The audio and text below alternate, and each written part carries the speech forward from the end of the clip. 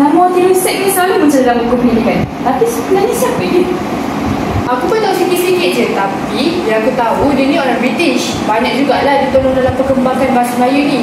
Cuma, tak tahu sangatlah apa sumbangan dia tu. Kenapa lampu buka tutup ni?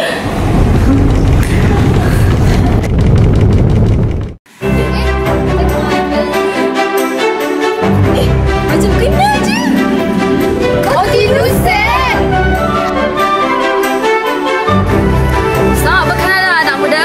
Saya Tino Sek. Nampaknya kamu sedang berbincang tentang saya. Wah, betul ke ni Tino Sek? Kami selama tetap peranan tuan dalam martabat bahasa Melayu. Ya benar, saya pernah berkhidmat di Maktab Perguruan Sultan Idris selama beberapa tahun. Sebab saya yakin bahawa kunci kemajuan bangsa adalah bahasa Melayu. Awak di sini ada soalan? Tapi tuan, mengapa seorang warga British sungguh bersungguh untuk memartabatkan bahasa Melayu? Saya melihat potensi besar benda ini.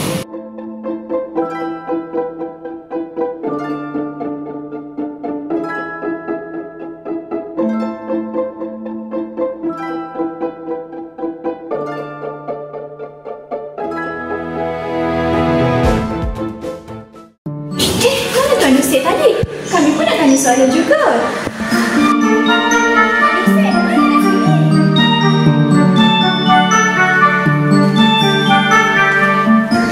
Oh, jadi Tuan turut membantu dalam rantai guru-guru di SITC lah. Tepat sekali. Saya bukan saja mahu menggunakan guru yang bukan kritis sebab mereka tak boleh sekadar menghafal. Jadi saya juga ingin memastikan bahawa guru berperanan sebagai pemimpin masyarakat. Pandangan Tuan masih relevan hingga hari ini. Kami juga dilatih menjadi guru yang kreatif dan juga berfikiran terbuka. Wah, ini penelitian menggembirakan. Kerana apa? Kita kena ingat, kita perlu mempertahankan warisan bangsa kita. Jika kita mempertahankan bahasa Melayu, kita mempertahankan maruah dan warisan negara. Wah, terima kasih Tuan Nusik. Kami akan berjanji untuk mempertahankan bahasa dan ilmu bangsa kita.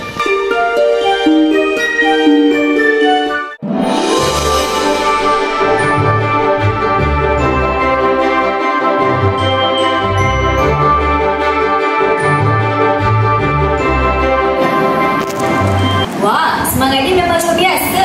Patutlah gelaran Putih Buset ni disebut sehingga kini. Ya, mari kita teruskan perjalanan beliau menjadi guru yang berilmu, berwibawa dan juga cinta akan bahasa Melayu.